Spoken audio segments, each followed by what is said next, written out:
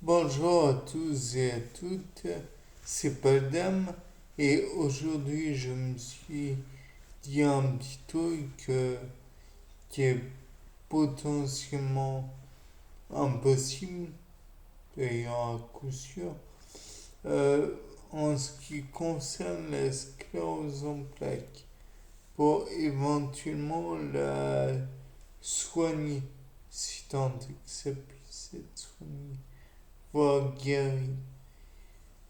On peut espérer,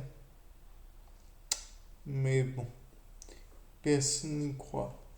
Donc, le truc que j'ai pensé, c'est que depuis 2012, on peut reprogrammer des cellules eucaryotes.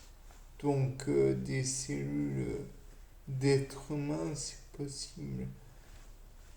Et donc, on pourrait prélever le sang, faire comment dire, un- une genre de ségrégation entre les globules blancs et les globules rouges et autres, ne garder que les globules blancs et de là les reprogrammer de façon à supprimer toute enzyme permettant de détruire la gaine de myéline.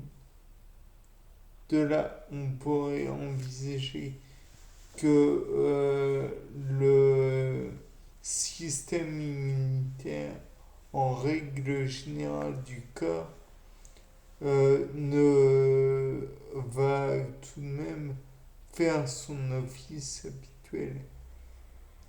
Donc, de là, j'ai envie de dire, ça ne servirait à rien de les remettre dans le corps, d'autant que, bon, les autres globules blancs pourraient vite les détruire. Enfin bref. Par la suite, on pourrait faire un genre de chimiothérapie euh, empêchant les globules blancs d'aller dans des organes lymphoïdes primaires et secondaires qui pourraient leur modifier le matériel génétique et réactiver les les fameux gènes pouvant en donner envie de détruire la myéline. Par la suite, on pourrait aussi détruire l'ensemble des globules blancs restants et faire cultiver, faire croître le nombre de globules blancs que l'on a prélevés et qui ont été modifiés. Puis on réinjecte le tout dans l'organisme. Cela serait un genre d'autotransfusion. De là, on peut espérer aussi que la moelle osseuse ne soit pas un problème. Mais là, c'est ce qu'il faut envisager.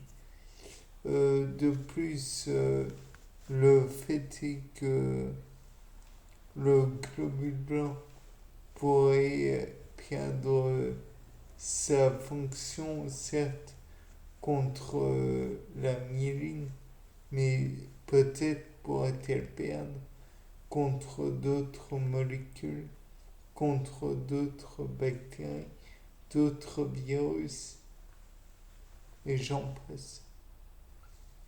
Ou alors pourrait-elle retrouver plutôt ce facteur de destruction de la gaine de myéline. Bien, c'était Paul Dame pour vous présenter un nouveau sapin en sucette Au revoir.